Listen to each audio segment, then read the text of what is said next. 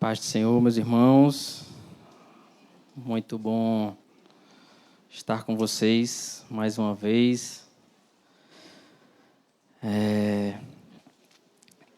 Eu sempre gosto de começar as ministrações, né, aquilo que o Senhor tem para compartilhar com a igreja através da minha vida, orando. É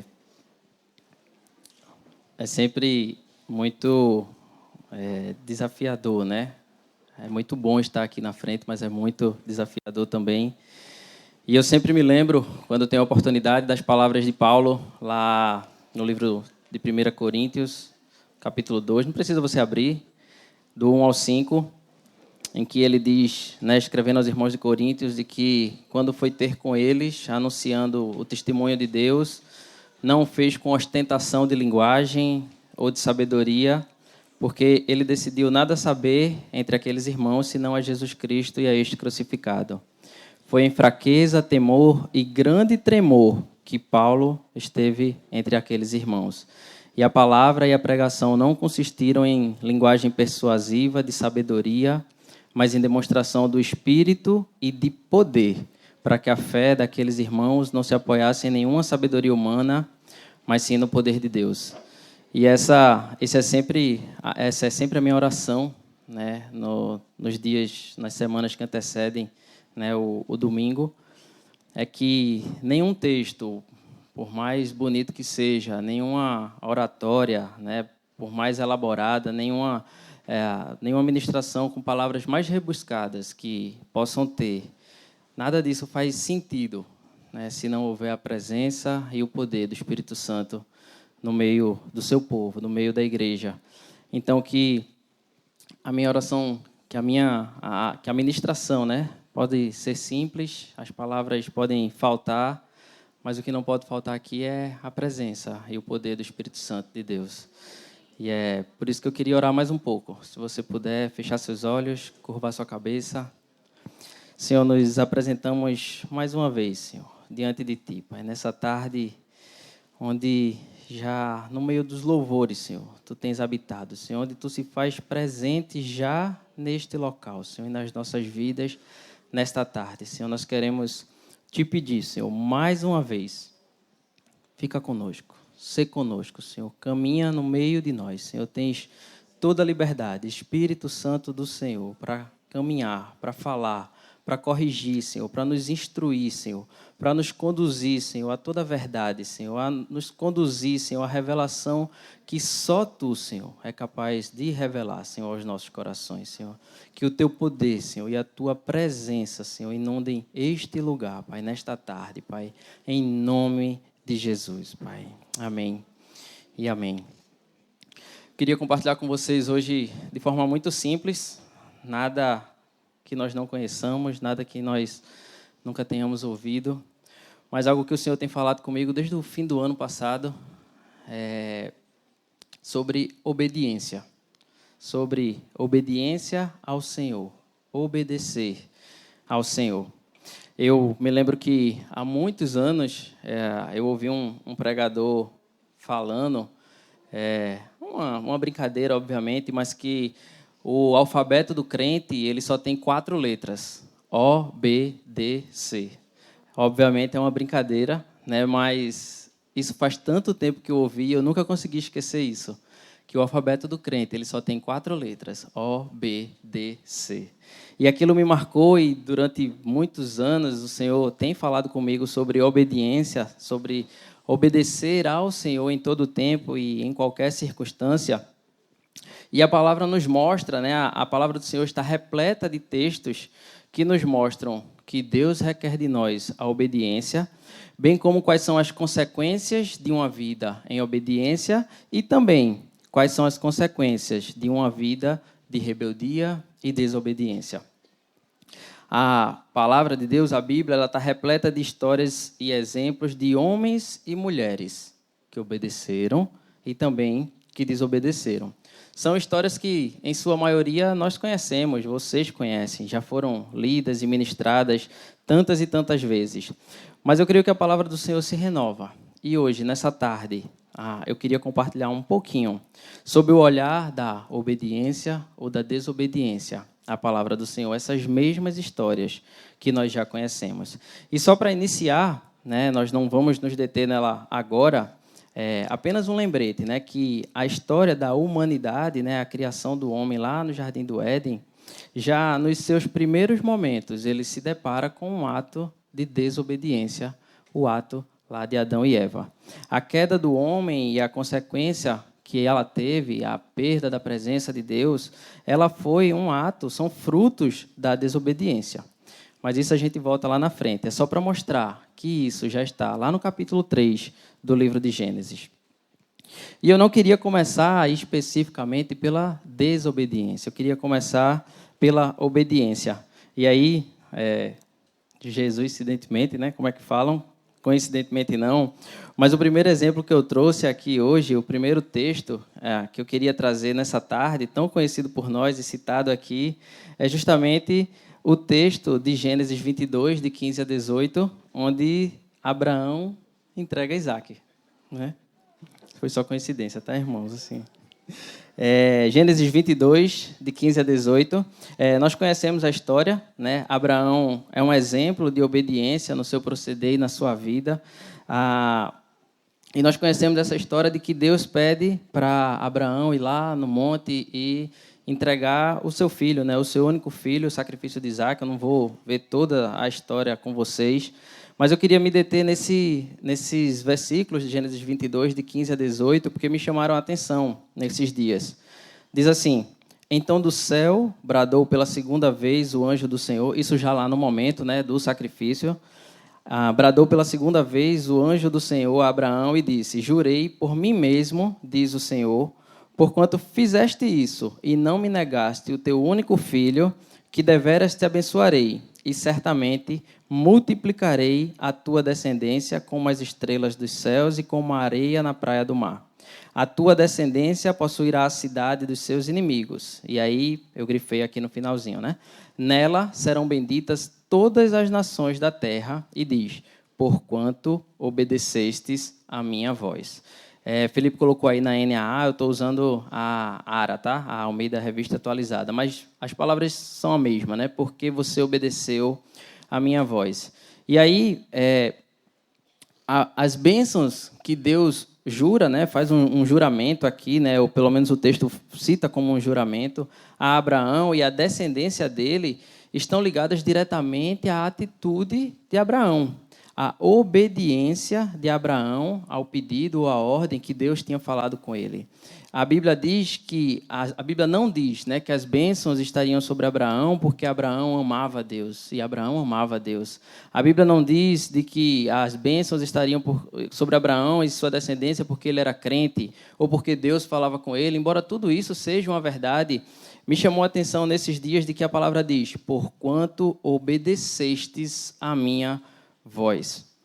E isso fica claro, a importância, né? o valor, a seriedade da obediência à palavra do Senhor. Ao ouvirmos a voz do Senhor, a necessidade imediata de obedecermos aquilo que Ele tem falado conosco. E aí vem, né, eu coloquei aqui, vem um plus para você que é pai, para você que é mãe. Vejam a seriedade com que a palavra do Senhor nos fala sobre a obediência.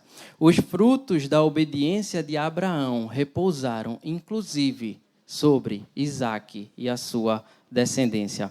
A obediência, ou os frutos da obediência, repousam sobre os nossos filhos, sobre as próximas gerações. Isso está escrito lá em Gênesis 26, de 1 a 5.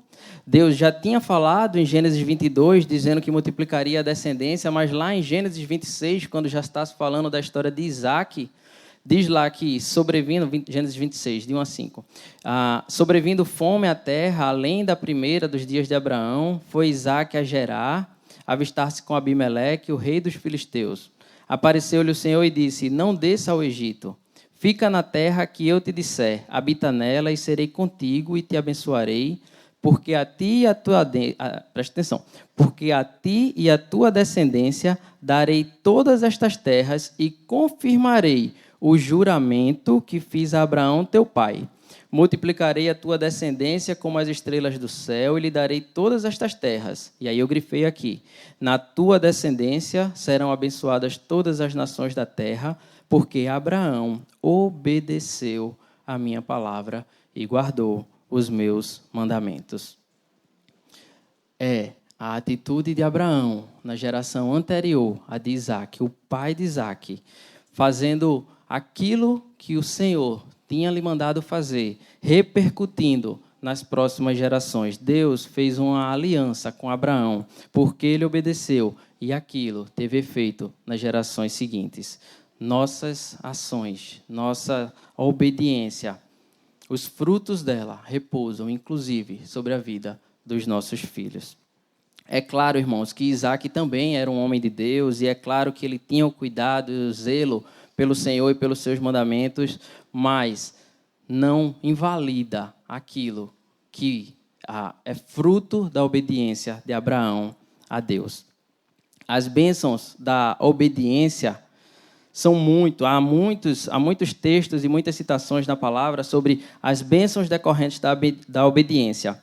Eu não vou me deter em todas elas, eu mandei para Felipe, só para você anotar ou tirar uma foto aí depois e em casa você lê com bastante calma.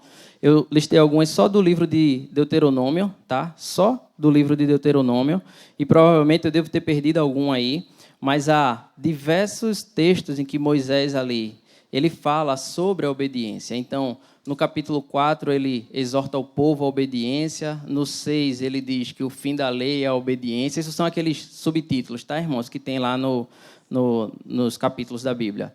Então, as bênçãos decorrentes da obediência, a exortação à obediência. A Deuteronômio 11, ele fala dos benefícios da obediência. No 28, as bênçãos decorrentes da obediência, e também no 28, sobre os castigos da desobediência. Eu não vou entrar em todos, mas você pode ler com bem calma quando chegar em casa.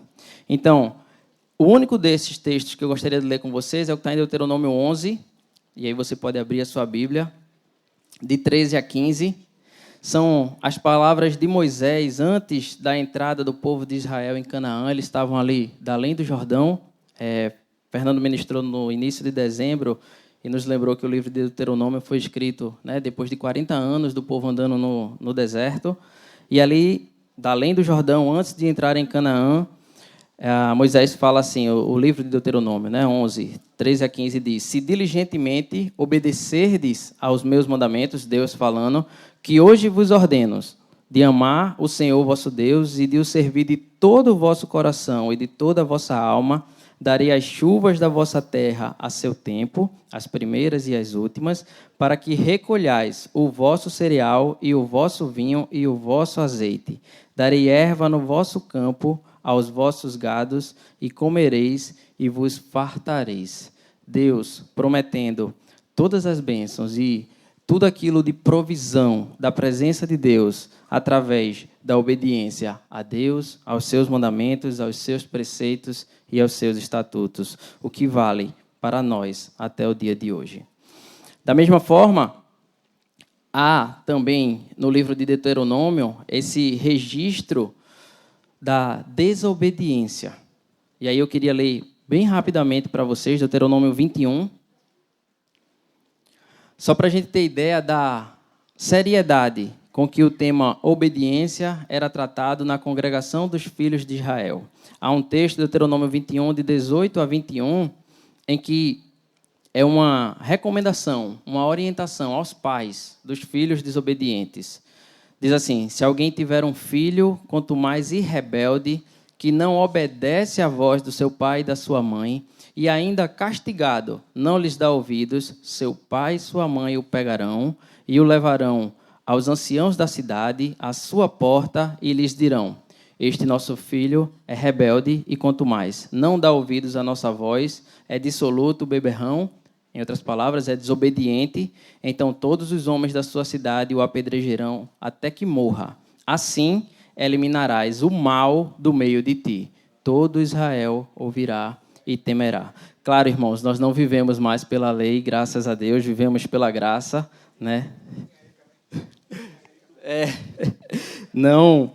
Não vai ser dessa maneira, obviamente, mas assim, me chama a atenção, né, e eu grifei aqui, é que o texto cita de que isso seria feito para que o mal fosse eliminado do meio da congregação dos filhos de Israel.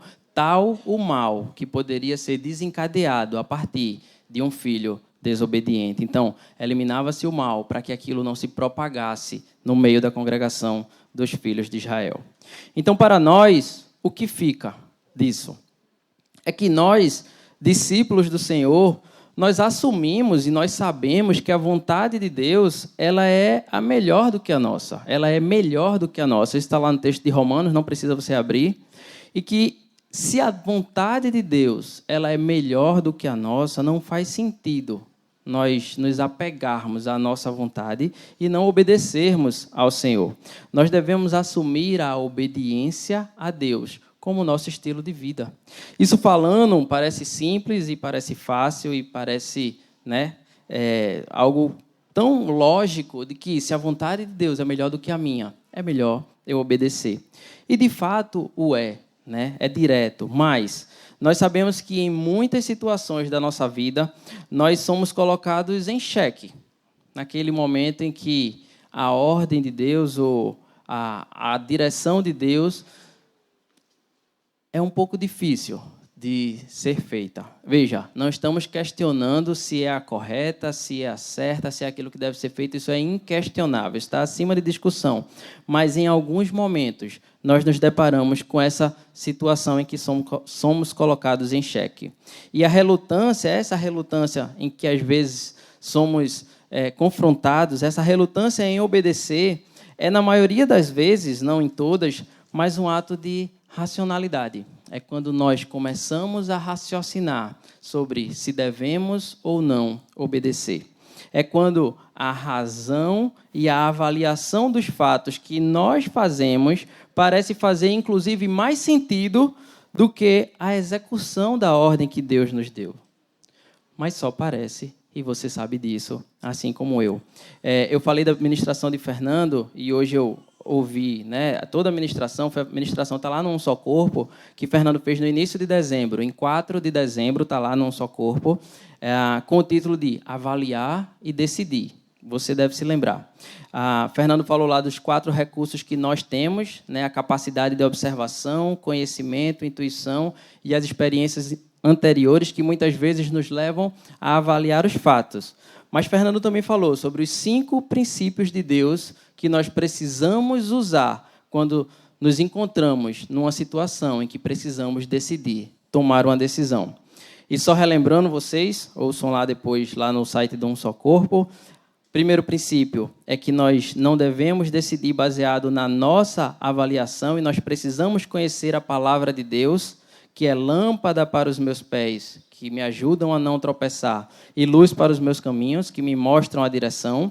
O segundo princípio que Fernando citou é que nós devemos apresentar a Deus o problema e a avaliação que fizemos e levar as questões ao Espírito Santo. O terceiro princípio é que nós precisamos ouvir a voz do Espírito Santo. O quarto princípio é que nós devemos aguardar a resposta de Deus e obedecê-la quando ela vier. Só para não ficar incompleto, o quinto princípio é adorar a Deus e agradecer pela resposta. Mas o quarto princípio é que nós devemos aguardar a resposta de Deus e obedecer a Deus quando essa resposta vier.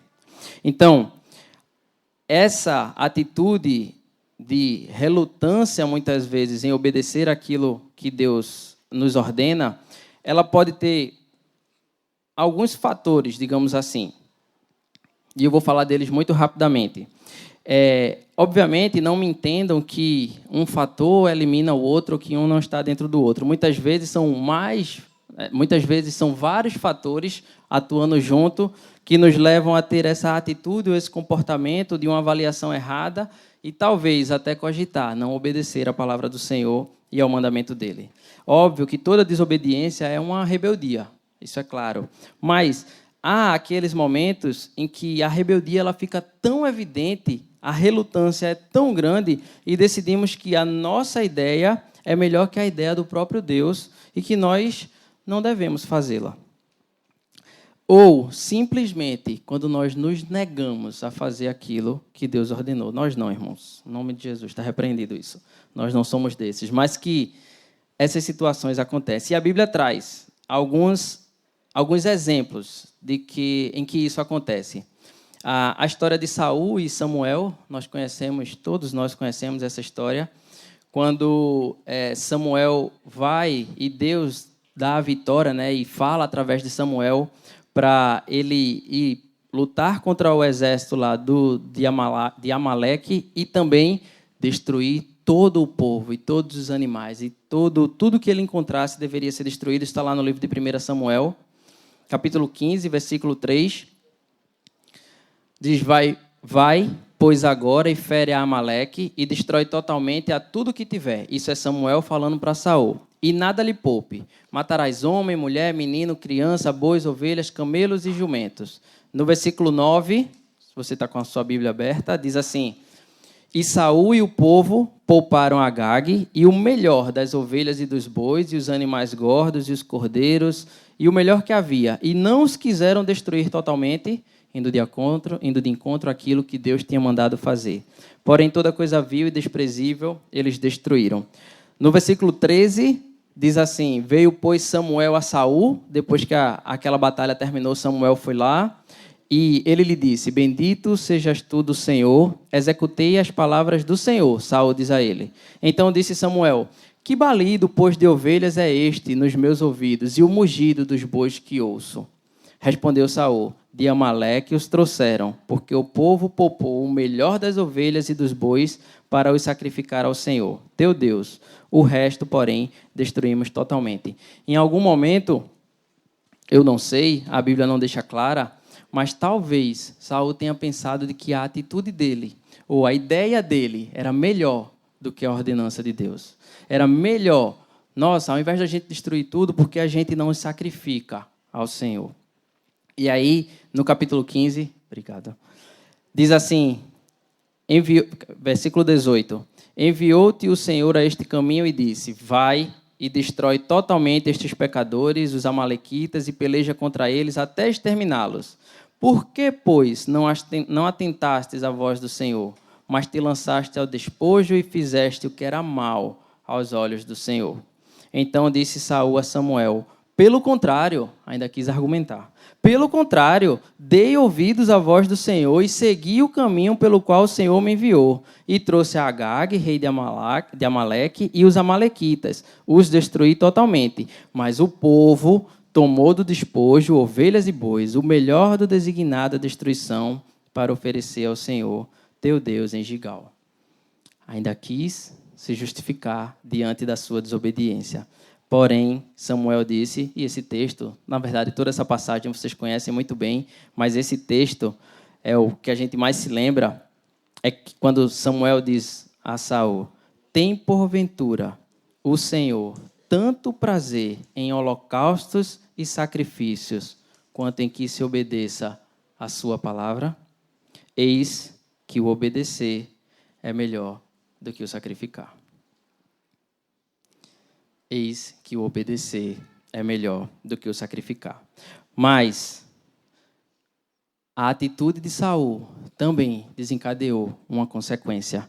E é o que está escrito na continuidade do texto. Diz assim, porque a rebelião é como o pecado de feitiçaria e a obstinação é como a idolatria e o culto a ídolos do lar.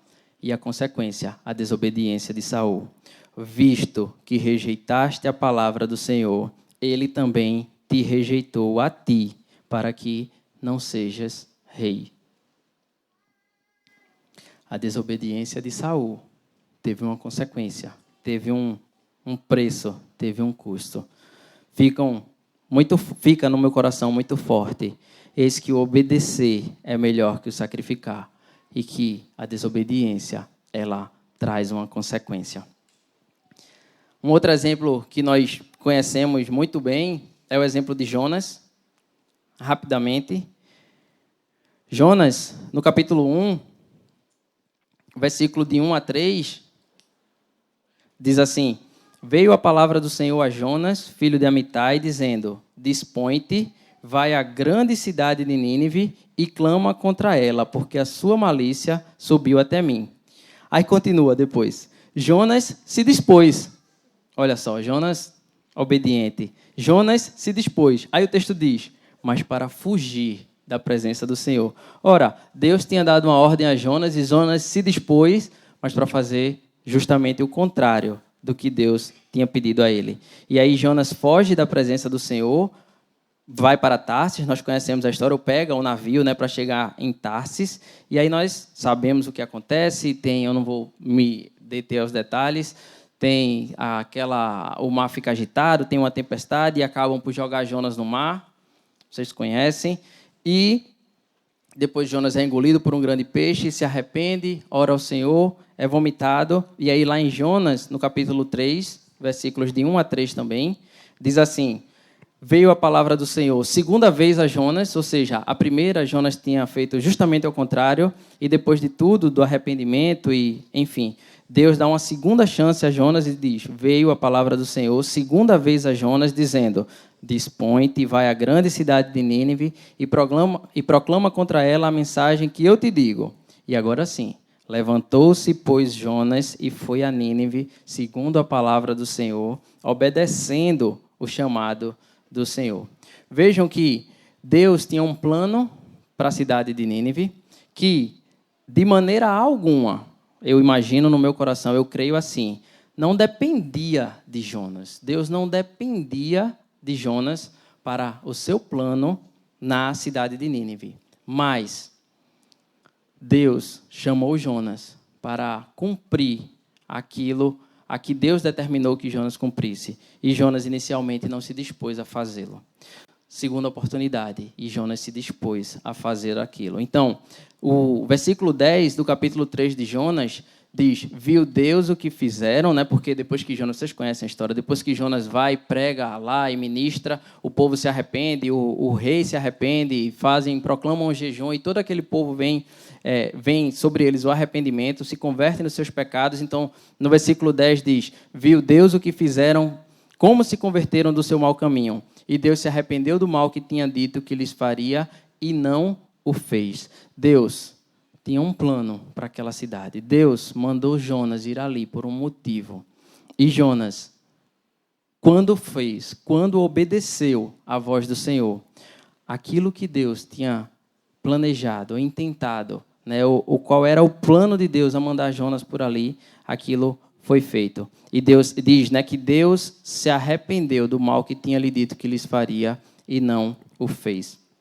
Jonas, inclusive, quando diz lá no início, diz que, no versículo de 1 a 3 de Jonas 3, diz, dispõe-te, vai à grande cidade de Nínive e proclama contra ela a mensagem que eu te digo. Então, Jonas é mais um exemplo da desobediência, mas que depois foi obediente e cumpriu a palavra do Senhor. Nós conhecemos também a história de Sansão, mais um exemplo. Sansão, antes disso, lá em Números 6, versículos do 1 a 8, tem lá a lei do nazireado, dos nazireus, onde o Senhor diz a Moisés que aqueles homens ou mulheres que fizessem voto especial, o voto do nazireu, eu vou passar rápido aqui, eles deveriam abster-se de vinho e de bebida forte, não deveriam passar navalha sobre as suas cabeças e eles não deveriam se aproximar de cadáver, aqueles a quem fossem consagrados como nazireus ao Senhor. Então, eles não poderiam beber bebida forte de vinho, não poderiam cortar os cabelos e não poderiam se aproximar de cadáver. E nós conhecemos a história de Sansão, uma história repleta de desobediência. É uma história bem curta, está lá em Juízes, de 13 a 16, são 4 capítulos só, mas é uma história que relata como Sansão, sendo negligente, sendo desobediente, sendo autossuficiente, confiando na sua própria força, faz tudo o que ele não poderia fazer. Sansão se relaciona com mulheres de outros povos, dos filisteus. Sansão se alimenta da comida que ele encontra do favo de mel dentro do cadáver do leão. Sansão se entrega à prostituição. Sansão se entrega a um relacionamento especificamente ruim com Dalila, uma mulher estrangeira também, e entrega o seu coração a Dalila, a ponto de lhe contar a fonte do seu poder. Isso está lá em Juízes 16, versículos 16 e 17, que diz assim: e importunando Dalila a Sansão todos os dias com as suas palavras e molestando-o, apoderou-se da alma dele uma impaciência de matar. Descobriu-lhe todo o coração, Sansão, descobriu-lhe todo o coração e lhe disse: nunca subiu navalha à minha cabeça, porque sou nazireu de Deus, desde o ventre da minha mãe. Se vier a ser rapado, e se há de minha força, me enfraquecerei e serei como qualquer outro homem. Sansão desnuda ali todo o seu coração a uma mulher estrangeira. E, como consequência de toda a desobediência da vida de Sansão, nós conhecemos o final da história. Sansão desobedece em todo o tempo, por rebeldia ou por desprezo. Faz tudo o que não podia fazer, mas, assim como Saul, há um preço, há uma consequência da desobediência de Sansão. E aí você pode pensar que é a morte dele, quando ele derruba as colunas do templo. É, também. Mas, no versículo 19 e 20, há algo que é muito pior do que a morte de Sansão ali no templo, quando ele derruba as colunas. Diz assim: então Dalila, Juízes 16, 19 e 20, diz assim: então Dalila fez dormir Sansão nos joelhos dela, e tendo chamado um homem, mandou rapar-lhe as 7 tranças da cabeça, passou ela a subjugá-lo e retirou-se dele a sua força.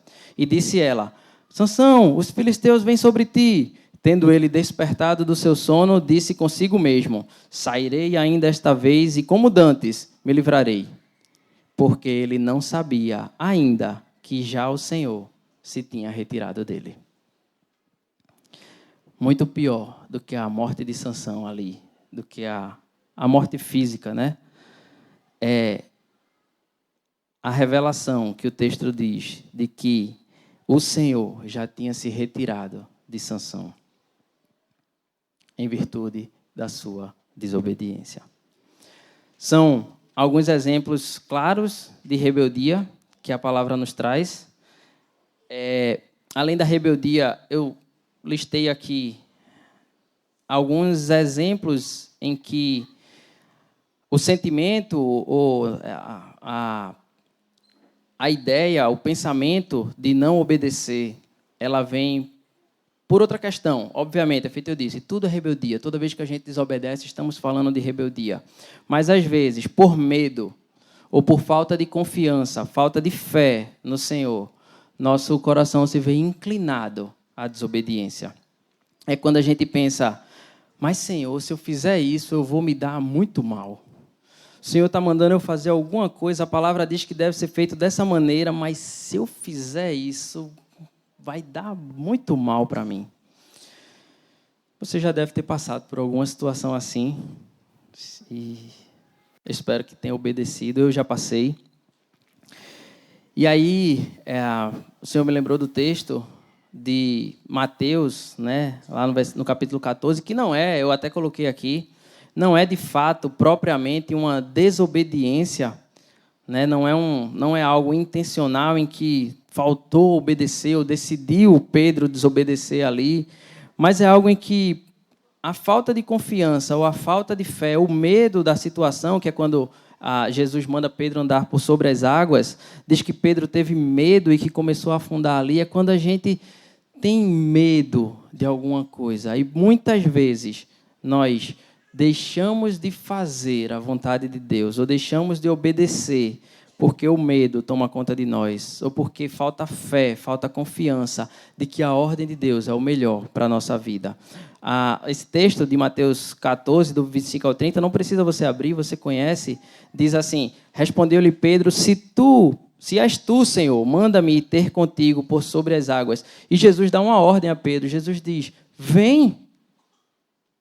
E Pedro vai, ele desce do barco, ele anda por sobre as águas e ele vai ter com Jesus. E nós conhecemos, reparando, porém, na força do vento, teve medo e começou a submergir. Quantas vezes nós não obedecemos ou não cumprimos aquilo que o Senhor determinou, porque o medo toma conta de nós, ou porque nos falta confiança, nos falta fé, há um pouco de incredulidade no nosso coração. Mas aí, diferentemente do que aconteceu aqui, eu queria compartilhar com vocês algo que me encheu o coração de alegria enquanto eu lia, né? E o Senhor me falava sobre isso. É o exemplo dos apóstolos, lá no livro de Atos. Um exemplo de como deve ser o nosso coração diante das ordens e das determinações do Senhor.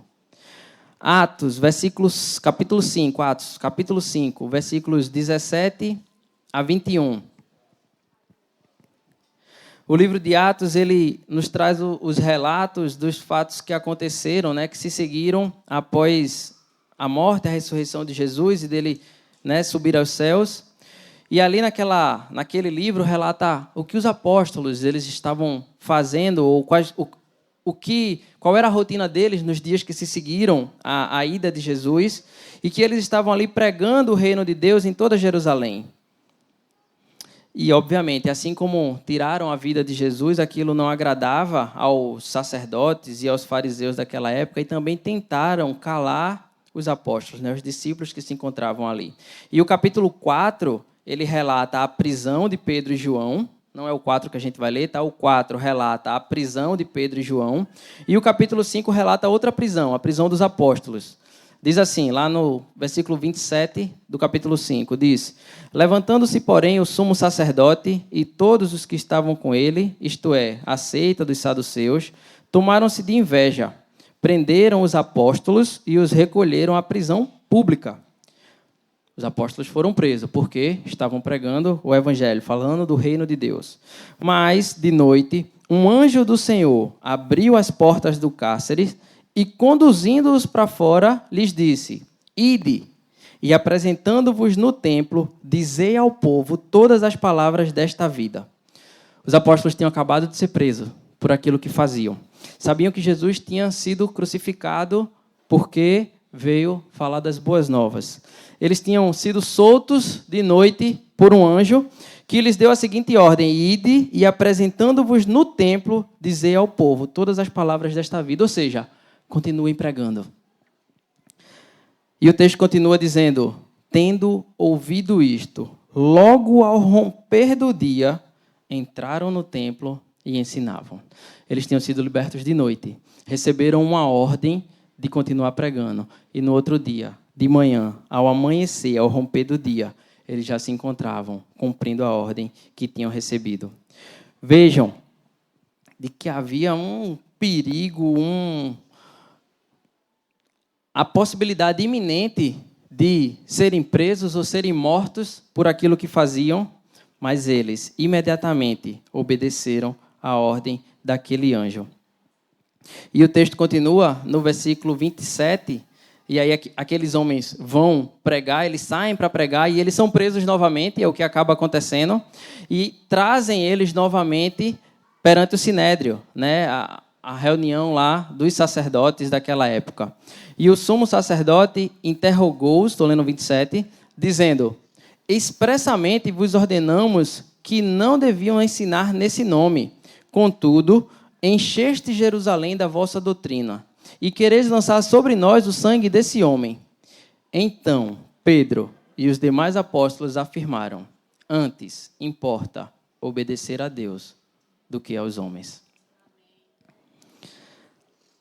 Aqueles homens não se importavam do que lhe poderia acontecer com as próprias vidas, de serem presos, de serem mortos, cumprindo a ordem que o anjo tinha lhes dado de proclamarem o evangelho, ainda quando apresentados em frente ao sinédrio, eles se portam dessa maneira. Antes importa obedecer a Deus do que aos homens. A atitude e a coragem de estar pregando, de ser preso, de continuar pregando e de frente aos homens poderosos daquela época, com as suas próprias vidas em risco, não pediram desculpa pelo que estavam fazendo. Não se acovardaram. Não disseram, a gente vai fazer mais não. Foi um mal-entendido, a gente vai parar com isso. Antes, com ousadia, disseram, mais nos importa obedecer a Deus do que aos homens. E é esse coração que nós precisamos ter. A certeza, a plena confiança de que obedecer a Deus é a principal ou a mais importante coisa que nós temos a fazer. Mesmo quando isso vai de encontro à nossa natureza, seja por medo, seja por rebeldia, seja por incredulidade, ou seja porque os homens também não querem que nós façamos isso. Antes, importa obedecer a Deus do que aos homens. Um outro ponto que tem aqui, que eu queria comentar com vocês, já passamos da metade, é o orgulho que há em nós e que muitas vezes nos impede de obedecer à ordenança de Deus. É quando, muitas vezes, nós nos achamos mais dignos do que a ordem a ser obedecida. É quando o orgulho quer falar mais alto. E eu penso assim, mas se eu fizer isso, o que é que vão pensar de mim? Já pensou? Passei tantos anos para construir essa imagem, o que é que vão pensar de mim se eu fizer isso que Deus está mandando? Que ordem é essa? Onde já se viu, né? Um negócio desse. Há uma história na Bíblia, que vocês também conhecem, que é a história de Naamã. Naamã era comandante do exército do rei da Síria, e a Bíblia diz que ele era um grande homem diante do seu Senhor e muito bem conceituado, porque por ele, o Senhor, Deus, deu a vitória à Síria. A história de Naamã está lá em 2 Reis 5, do 1 ao 14. Vou passar rapidamente por causa da hora. Mas diz que Naamã, ele tinha, né, lepra. A doença que naquela época assustava e, enfim. Naamã, apesar de ser um homem importante, ele tinha lepra, ele era um homem leproso. E aí, saíram as tropas da Síria, voltaram da terra de Israel e levaram uma menininha que ficou servindo a mulher de Naamã. E essa mulher disse assim, e essa menininha disse assim, tomara que o meu senhor, ela se referia a Naamã, estivesse diante do profeta que está lá em Samaria. Ele o restauraria da sua lepra. E aí Naamã falou com o rei dele, o chefe dele lá, e disse que a menina tinha dito isso. Ela disse que se eu fosse lá, o profeta poderia me curar. E o rei lá, ele disse, vai lá em Israel, e eu ainda vou enviar uma carta para o rei de Israel, dizendo, né, afirmando quem você é e que o profeta, né, veja você. E isso causa um rebuliço lá em Israel. Depois vocês leem a história mais detalhada, está lá, feito eu já disse, né, em 2 Reis. E quando o rei de Israel se agita, porque achava que isso era um pretexto para fazer uma guerra, Eliseu, o homem de Deus, diz assim, deixa ouvir a mim e saberá que há profeta em Israel. E aí, Naamã vai lá, isso está no versículo, Felipe, tu consegue achar o nome do teu versículo aqui, acho que é o 10. Veio, pois, Naamã com os seus cavalos e os seus carros. Isso aí. Veio, pois, Naamã com os cavalos e os seus carros e parou à porta da casa de Eliseu. Então Eliseu lhe mandou um mensageiro. Eliseu não foi atender Naamã. Eliseu mandou um mensageiro. E disse assim, vai, lava-te 7 vezes no rio Jordão, e tua carne será restaurada, e tu ficarás limpo. E aí Naamã não gostou. Naamã muito se indignou e se foi embora, né? Foi embora dizendo, pensava eu que ele sairia a ter comigo, iria ficar de pé invocaria o nome do Senhor, seu Deus, moveria a mão sobre o lugar da lepra e restauraria o leproso. Não são, porventura, Abana e Fafá, os rios de Damasco, melhores do que todas as águas de Israel? Não poderia eu lavar-me neles e ficar limpo? E saiu dali com indignação. Imagina, Naamã era um homem respeitado, foi ter com Eliseu. Eliseu nem se encontrou com Naamã, mandou um mensageiro ir lá dar uma ordem, dar uma orientação a ele, né, lavar-se no Rio Jordão. Naamã ficou indignado. Nem foi recebido. Nem fui recebido. Será que esse homem sabe quem sou eu? Nem fui recebido. E mandou ainda por cima me lavar no Rio Jordão. Só que lá em Damasco tem rios muito melhores do que o Rio Jordão. Saiu dali, indignado, orgulhoso, cheio de orgulho no coração. Que ordem é essa que esse homem me dá? Como já se viu? Onde já se viu? Nem me atendeu, nem me recebeu.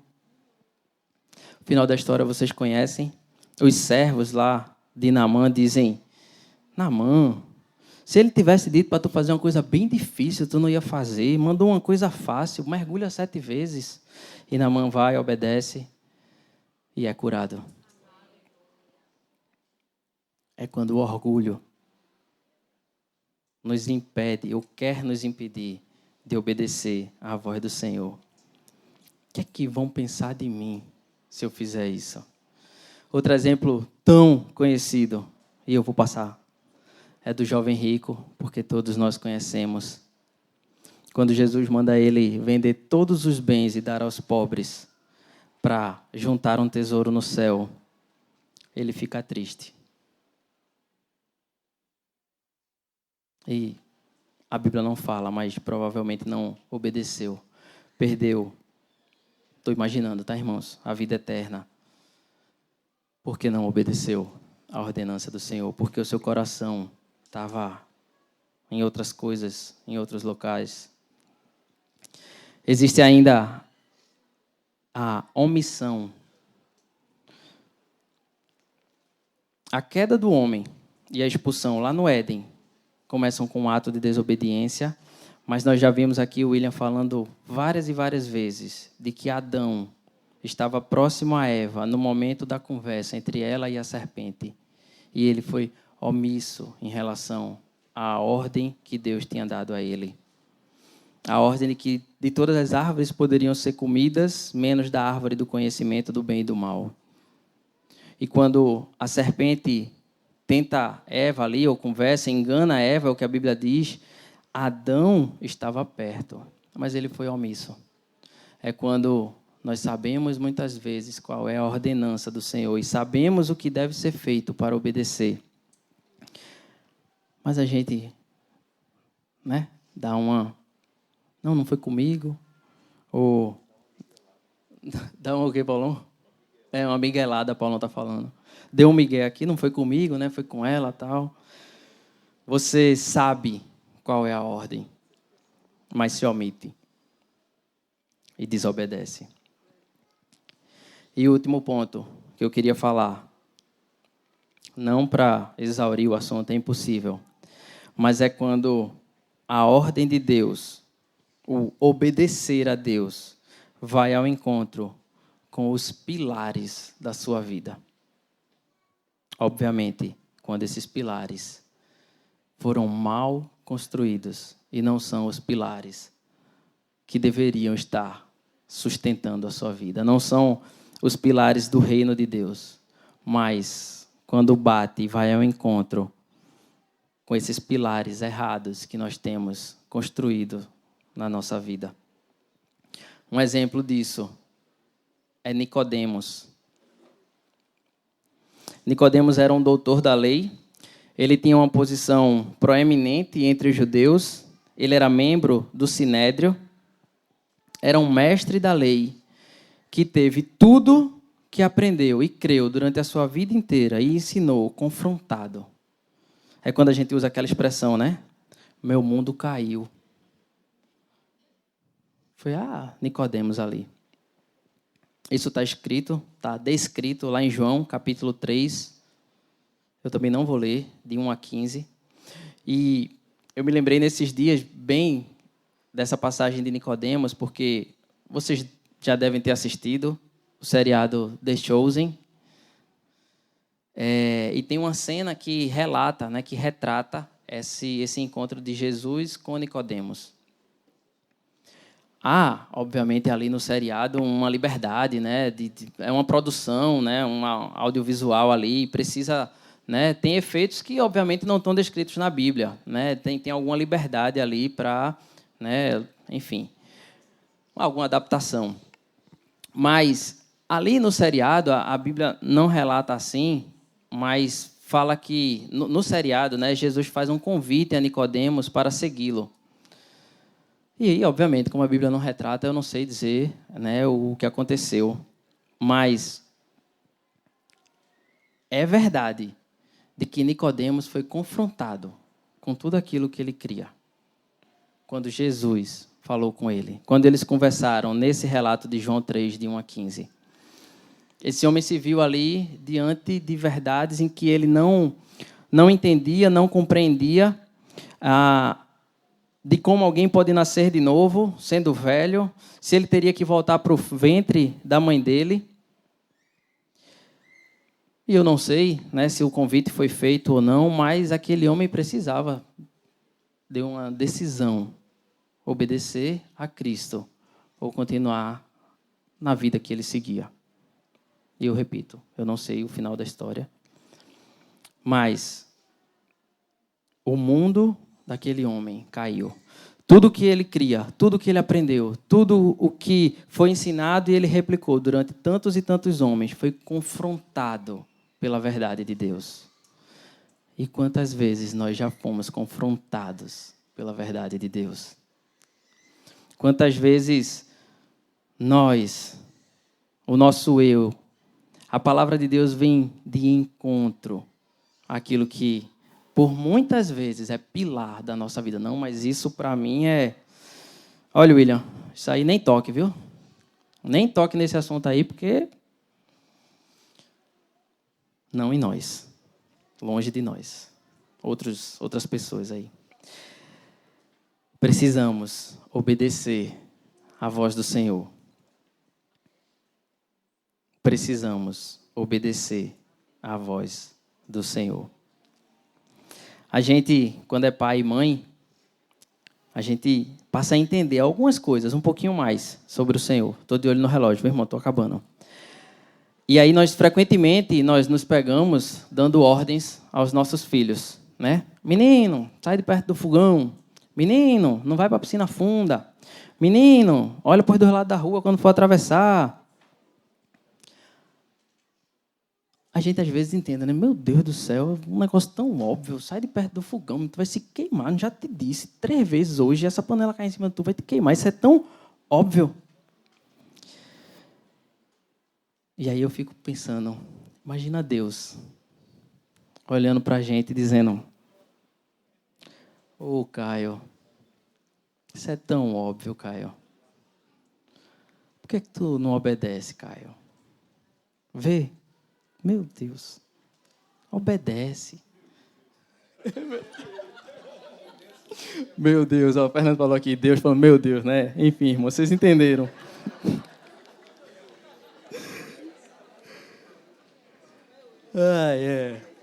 Perdão, irmãos, perdão. Estou aprendendo, tá? Como vocês. Obedecer. Para obedecer, não é necessário entender. Para obedecer, é necessário estar disposto.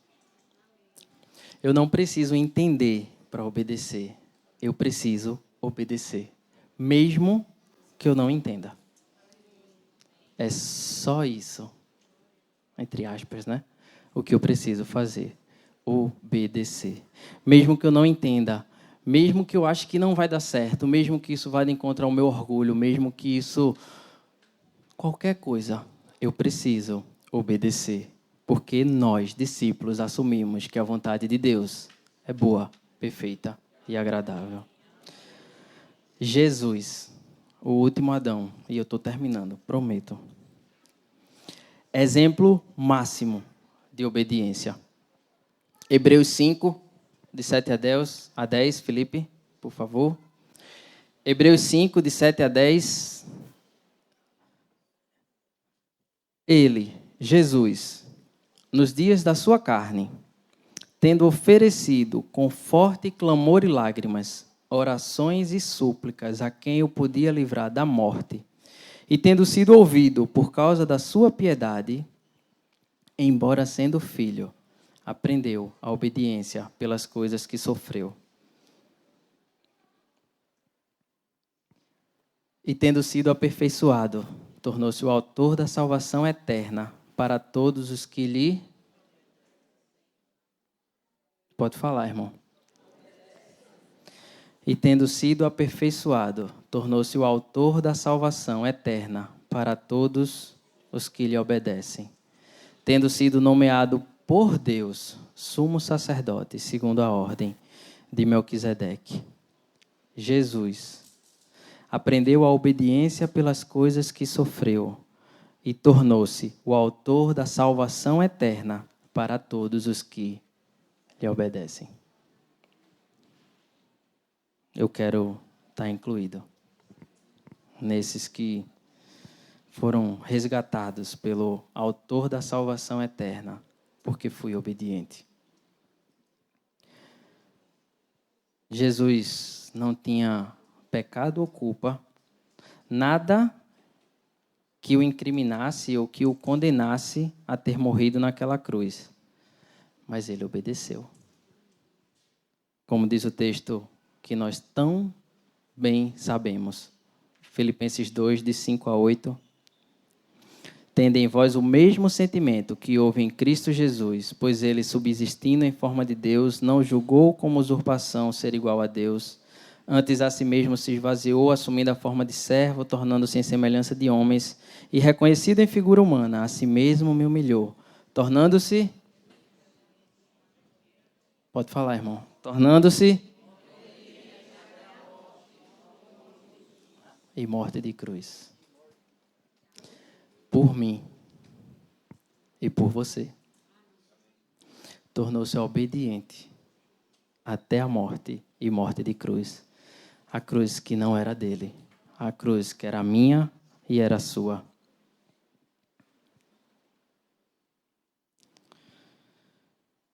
Autor da salvação eterna para todos que lhe obedecem.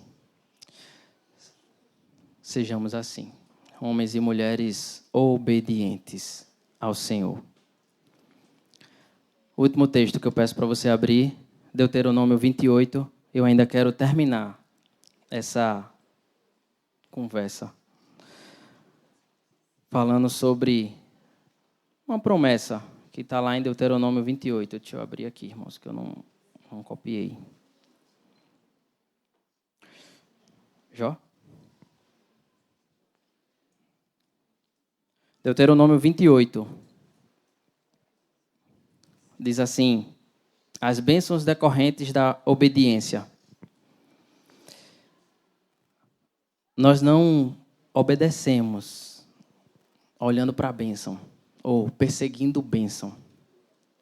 Mas Deus é um Deus tão bondoso e tão misericordioso que Ele, inclusive, nos derrama sobre nós as bênçãos quando nós somos obedientes. Não porque merecemos, não merecemos. Mas Deus assim o quis fazer e assim o fez. Deuteronômio 28, só para a gente terminar. Diz assim: se atentamente ouvires a voz do Senhor teu Deus, tendo cuidado de guardar todos os seus mandamentos que hoje te ordeno, o Senhor teu Deus te exaltará sobre todas as nações da terra. Se ouvires a voz do Senhor teu Deus, virão sobre ti e te alcançarão todas estas bênçãos. Bendito serás tu na cidade e no campo. Bendito o fruto do teu ventre, o fruto da tua terra, o fruto dos teus animais e as crias das tuas vacas e das tuas ovelhas. Bendito o teu cesto e tua amassadeira. Bendito serás ao entrares e bendito serás ao saíres. o Senhor fará com que sejam derrotados na tua presença os inimigos que se levantarem contra ti. Por um caminho sairão contra ti, mas por 7 fugirão da tua presença. O Senhor determinará que a bênção esteja nos teus celeiros e em tudo que colocares a mão, e te abençoará na terra que te dá o Senhor, teu Deus. O Senhor te constituirá para si em povo santo, como te tem jurado, quando guardares os mandamentos do Senhor teu Deus e andares nos seus caminhos. Bênçãos provenientes da obediência. Essa é a minha oração nesse dia. Sejamos obedientes, como Jesus foi e nos ensinou. Que Deus nos abençoe, meus irmãos. Graça e paz. Amém.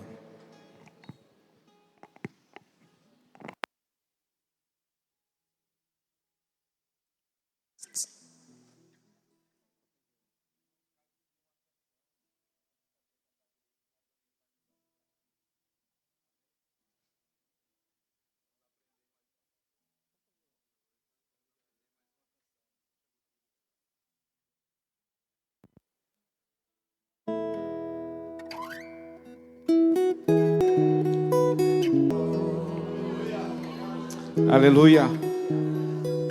Qualquer um aqui, Senhor, pode ser chamado de mentiroso. Qualquer homem pode tropeçar nas suas promessas. Mas tu não és assim. Tu és um Deus que não mente, que cumpre as suas palavras e promessas, Senhor. Que conforto para nós ter um Deus assim, Senhor. Que segurança para nossa alma. Mas a única decisão e posicionamento que tu requeres de nós é a obediência. O nosso Adão caído não tem essa natureza, Senhor. Só é possível em Cristo Jesus. Aquele que foi obediente até a morte. Aquele que obedeceu em tudo a tua palavra, Senhor. Em tudo o que tu determinaste para ele fazer, ele fez. Em momento nenhum desobedeceu a tua voz. Nós não somos mais a geração do Adão caído. Recebemos em nós o Espírito de Cristo. Em nossos corações foi trocado aquele coração que desobedecia por o coração do Filho obediente. Queremos viver assim, Senhor. Por favor, Espírito Santo, mostre-nos. Mostre onde estamos errando por desobediência. Podemos até não conhecer tudo, e certamente não conhecemos. Mas aquilo que nos já é revelado pela Tua vontade, Senhor, Tua palavra, pelo Teu Espírito, nós queremos viver em obediência, para que todas essas bênçãos venham sobre nós. Para que possamos estar com a nossa vida, a nossa casa sobre a rocha. Em nome de Jesus. É assim que queremos viver, Senhor. É assim que precisamos viver nessa terra, obedecendo a Tua voz. Hoje Tu falaste conosco, que os nossos corações não endureçam. Em nome de Jesus, queremos obedecer.